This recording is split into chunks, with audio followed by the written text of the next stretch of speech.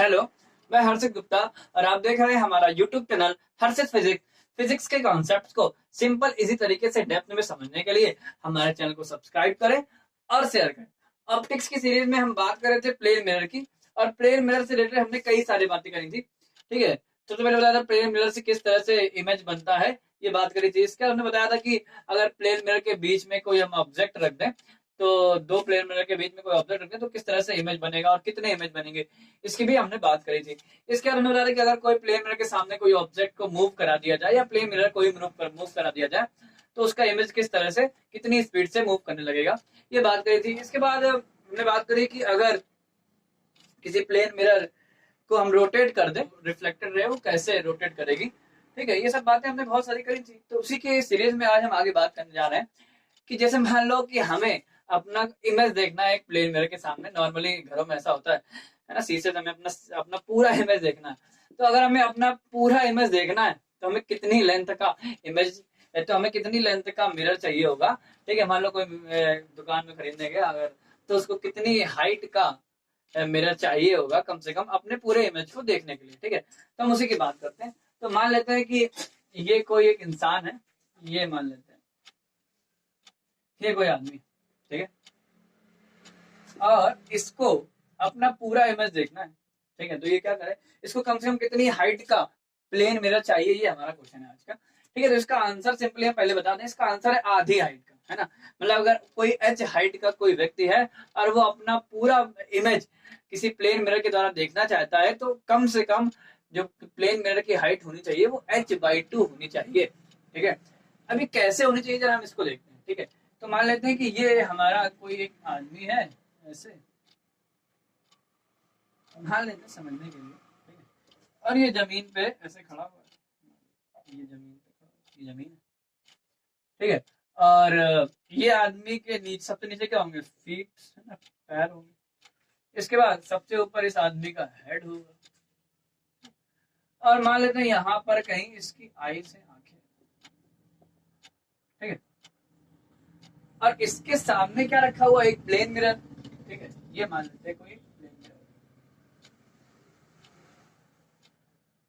अब इस plane mirror की हाइट कम से कम कितनी होनी चाहिए, हमने तो अभी पूरी हाइट ले ली है ना, लेकिन हम निकालते हैं कम से कम कितनी हाइट से हमारा काम चल जाएगा, कम से कम कितनी हाइट का हमें मिरर यूज करना चाहिए इसको पूरा अपना इमेज देखने के लिए। ठीक है, तो अब इस आदमी को अपना पूरा इमेज कैसा दिखेगा, जब इस आदमी के हर एक पॉइंट से लाइट रिफ्लेक्ट होके इसकी आंखों पर आए तब इस आदमी को अपना पूरा इमेज दिख जाएगा। ठीक है, तो हम सबसे नीचे वाला पॉइंट और सबसे ऊपर वाला पॉइंट दिखा दे रहे हैं, बाकी तो सब ऐसे ही होगा।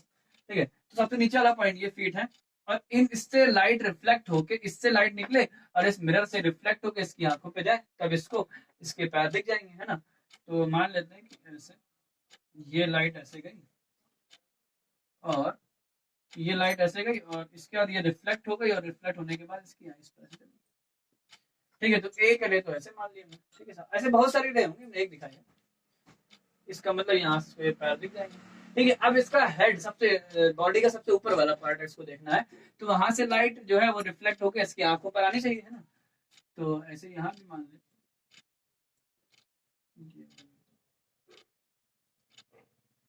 यहाँ से मान लो लाइट ऐसे रह गई और ये रिफ्लेक्ट होने के बाद इसकी आंख पे ऐसे आ गई। ठीक है, या स्ट्रेट होगी लाइन, ये तो इस तरह से ये हमने मान लिया। तो इस पॉइंट से सबसे नीचे वाले पॉइंट से कोई रे निकल के इस मिरर से रिफ्लेक्ट होकर इसके आंखों में गई, और सबसे ऊपर वाले पॉइंट से लाइट रे निकली और मिरर से रिफ्लेक्ट होने के बाद इसकी आंखों में गई। इस कंडीशन में इस आदमी को, ये पूरा क्या है, ये आदमी है या कोई व्यक्ति है, और उस आदमी को अपना पूरा इमेज इस मिरर से दिख जाएगा, है ना। कैसे दिख जाएगा भाई, ये भी समझ लो। इसको अगर हम इसको हम क्या करें, पीछे बढ़ाएं, है ना, ऐसे। भाई हम लोग को एक बात पता है कि जितने प्लेन मिरर से जितने दूर कोई ऑब्जेक्ट होता है उतनी डिस्टेंस पर पीछे क्या होता है, इसका इमेज होता है। तो ये जितनी डिस्टेंस है उतनी डिस्टेंस पीछे, मतलब यहाँ कहीं, यहाँ पे क्या होगा, इसका, इस आदमी का वर्चुअल इमेज होगा। ठीक है, तो ये मान लेते हैं आदमी का, ये मान लेते ये होगा हेड और ये होगा फीट। ठीक है, ऐसे। और ये इसकी आंख में जो रेज, ये रेज आ रही है, ये रेज को अगर हम पीछे बढ़ाएं ऐसे और अगर हम इस रेज को पीछे बढ़ाएं तो ये इस तरह से इस आदमी की आंख में जो रेज आ रही है उसको ये लगेगा कि ये रेज कहाँ से आ रही है, इधर से ऐसे आ रही है और इधर से ऐसे आ रही है। इस तरह से इस आदमी को जो है अपना पूरा ये वर्चुअल इमेज दिख जाएगा। ठीक है, तो ये क्या है, ये इस मिरर के लिए एक ऑब्जेक्ट हो गया और ये इस मिरर के लिए एक इमेज हो गया। ठीक है, अब एक बात समझते हैं भाई, ये देखो इस मिरर का क्या काम है, यहाँ से यहाँ तक के मिरर का कुछ काम है क्या? नहीं भाई, अगर यहाँ से रे गई और इधर से रिफ्लेक्ट होकर इसके आगे चले गए तो बाकी इधर से रे निकलेंगे, वो सब रिफ्लेक्ट होकर इधर चले जाएंगे, है ना। तो इस मिरर का तो कोई काम ही नहीं है। और ऐसे ही ऊपर वाला जो रे है, लाइट है, उससे ऐसे मिरर गया और इससे रिफ्लेक्ट होकर यहाँ पाया ना, इस ऊपर वाले मिरर का कोई काम है।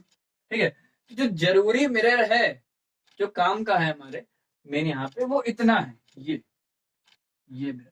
अब हम किसी तरह इस मिरर की हाइट निकाल लें, यही वो मिनिमम हाइट होगी इस पर्सन को इस अपना पूरा इमेज देखने के लिए। ठीक है, तो ये निकालते हैं, तो मान लेते हैं कि इस व्यक्ति की जो हाइट है, इस पर्सन की जो हाइट है वो h है, ये मान लिया हमने। अच्छा, अगर इस पर्सन की हाइट h है तो इमेज की हाइट भी h ही होगी, क्योंकि हम लोग को पता है कि प्लेन मिरर से जो इमेज बनता है वो उसके ठीक पीछे उतनी डिस्टेंस पर बनता है और उतनी हाइट का, उतनी लेंथ का बनता है।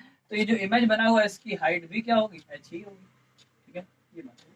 अच्छा, अब हम लोग को ये डिस्टेंस, ये जो हाइट है इसको निकालना है, ठीक है, किसी तरीके से।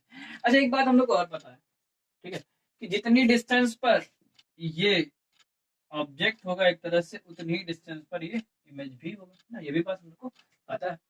ठीक है, अब जरा एक बात समझते हैं, एक काम करते हैं, इस पॉइंट से, इस आंख से जो आई है, इसको हम यहाँ से ऐसे मिला देते हैं, यहाँ से ये सब निकालने के लिए मिला रहे हैं, ये सब हाइट निकालने के लिए, थोड़ा ज्योमेट्री का यूज करने के लिए सब मिला रहे हैं ना।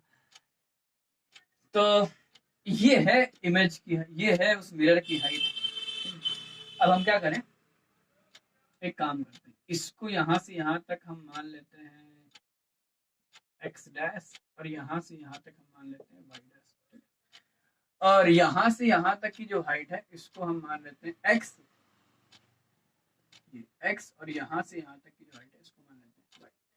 अच्छा, ये x है, ये y है, तो इतना समझ आ रहा है कि जो h है, h इक्वल टू किसके होगा, x प्लस y। h क्या है, h है हाइट ऑफ ऑब्जेक्ट बोलो, या इस पर्सन की हाइट बोलो, या हाइट ऑफ इसके इमेज की बोलो ना। ये क्या है एक्चुअली, ये है पर्सन, ठीक है, और ये क्या है इसका इमेज।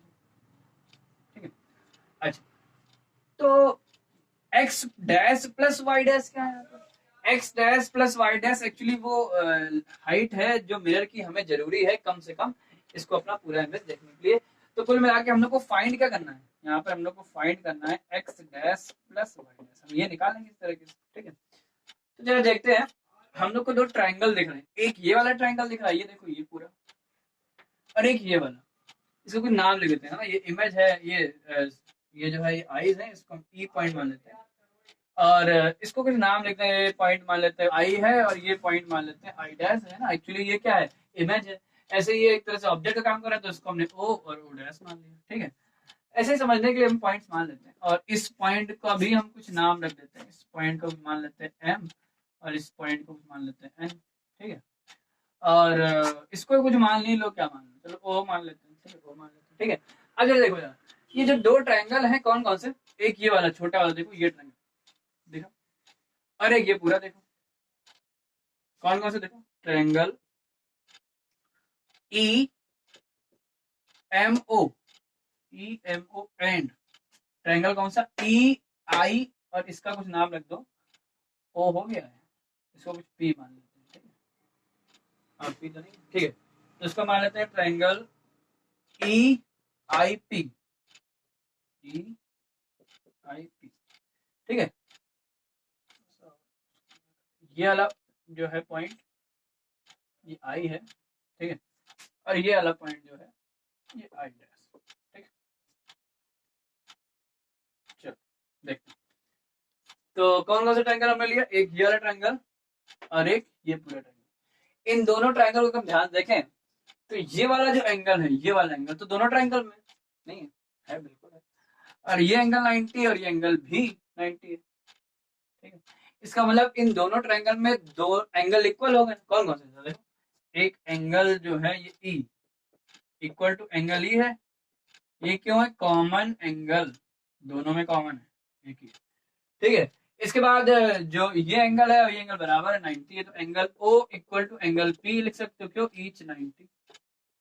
अच्छा, अगर किसी ट्रायंगल में दो एंगल इक्वल होगा तो तीसरा अपने आप एंगल इक्वल हो जाएगा। तो इसका मतलब दोनों ट्रायंगल क्या हो जाएंगे? सिमिलर हो जाएंगे। अगर किसी भी दो ट्रायंगल में दोनों तीनों एंगल बराबर हो जाते हैं तो ट्रायंगल सिमिलर हो जाते हैं। ठीक है, तो हम ये बोल सकते हैं कि दोनों ट्रायंगल है सिमिलर हो गए, तो ट्रायंगल ई एम ओ जो है वो सिमिलर हो जाएगा इसके ट्रायंगल ई आई पी के। ठीक है, कौन कौन से? ई एम ओ ये वाला और ई आई पी ये वाला। अच्छा, अगर ट्रायंगल सिमिलर हो गए तो उनकी करस्पॉन्डिंग साइड का जो रेशियो है, अनुपात है, वो भी बराबर होगा। ठीक है, मतलब करस्पॉन्डिंग साइड का मतलब हो गया इसका इसकी हाइट एक तरह से इसका परपेंडिकुलर का जो रेशियो होगा वही इसका बेस और इस पूरे वाले बेस का रेशियो होगा। ठीक है, तो कर दो। ठीक है, तो करस्पॉन्डिंग साइड का रेशियो हम सेम कर देते हैं। भाई इसका जो परपेंडिकुलर है वो एक्स डैश है और इसका जो परपेंडिकुलर है वो एक्स है, तो ये हो जाएगा एक्स डैश अपॉन एक्स। ठीक है, ये जो परपेंडिकुलर है यहाँ से यहाँ तक हमने एक्स माना था। ठीक है, तो ये हो जाएगा एक्स डैश अपॉन एक्स बराबर आओ इसका बेस ये डी है, देखो डी, और इस पूरे का बेस, ये पूरे का बेस कितना है? डी प्लस डी, 2d हो गया। इससे ये कट गया। ठीक है, तो यहाँ से अगर हम कहें कि एक्स डैश निकालो तो एक्स डैश आया एक्स बाई 2 ये आ गया। ठीक है, बिल्कुल ऐसे ही हम कर सकते हैं। जो नीचे वाले दो ट्रायंगल दिख रहे हैं, देखो ये वाला ट्रायंगल और एक ये पूरा ट्रायंगल। ठीक है, इसका नाम अगर बोले बिल्कुल इसी तरह से सिमिलरली, बिल्कुल ऐसे ही अगर देखें कौन कौन सा ट्रायंगल ई ओ एन और triangle E P I dash, triangle E P I dash. देखो ये दोनों ट्रायंगल भी तो सिमिलर ही है, बिल्कुल देखो ये एंगल 90 है और ये एंगल भी 90 है और ये वाला एंगल इस छोटे वाले ट्रायंगल में भी है और इस बड़े वाले ट्रायंगल में भी है। ठीक है, तो यहाँ से हम बिल्कुल लिख सकते हैं कि ऐसे ही ये दोनों ट्रायंगल भी क्या हो जाएंगे? सिमिलर हो जाएंगे, है ना? यहाँ सिमिलर ही लगा दो, ये सिमिलर हो जाएंगे। अब अगर ये दोनों ट्रायंगल भी सिमिलर होगा तो इनकी करस्पॉन्डिंग साइड का रेशियो भी सेम होगा। तो वही बात हो गई, यहाँ पर वाई डैश और अपॉन वाई, है ना? बिल्कुल ऐसे ही यहाँ लिख सकते हैं Y dash upon Y equal में क्या हो जाएगा? इसका बेस और इस पूरे का बेस, तो मतलब वही हो गया डी अपॉन 2d, ये कट गया। ठीक है, तो यहाँ से भी आ गया। अगर हम कहें वाई डैश की वैल्यू बताओ तो ये आ गई वाई बाई 2 ये। अच्छा, एक्स डैश की वैल्यू भी आ गई और वाई डैश की वैल्यू भी आ गई। हम लोग को निकालना क्या था? X dash plus Y dash. Actually x dash plus Y dash ही तो वो मिरर की हाइट है जो जरूरी है इस पूरे हाई इमेज को देखने के लिए, है ना? इस पूरे आदमी के इमेज को देखने के लिए जो X dash plus Y dash है वही तो वो मिनिमम हाइट है। ठीक है, तो अगर हम निकालें, फाइंड करें X dash plus Y dash, तो ये कितना आएगा? तो ये आएगा एक्स प्लस वाई बाई 2 आ गया, है ना? और x प्लस वाई बाई 2 क्या है? h है, तो हम सिंपली क्या लिख सकते हैं? ये आ गया h बाई 2। ठीक है, तो इसका मतलब ये हुआ कि अगर h हाइट के किसी पर्सन को अपना किसी प्लेन मिरर से पूरा इमेज देखना है तो उसे कम से कम h बाई 2 हाइट का जो प्लेन मिरर है वो यूज करना चाहिए। ठीक है, इससे ज्यादा कर लेगा तो भी दिखेगा, है ना, और अच्छा दिखेगा, लेकिन कम से कम h बाई 2 हाइट का प्लेन मिरर अगर यूज करेगा तभी वो अपना पूरा इमेज देख पाएगा। ठीक है, थैंक यू।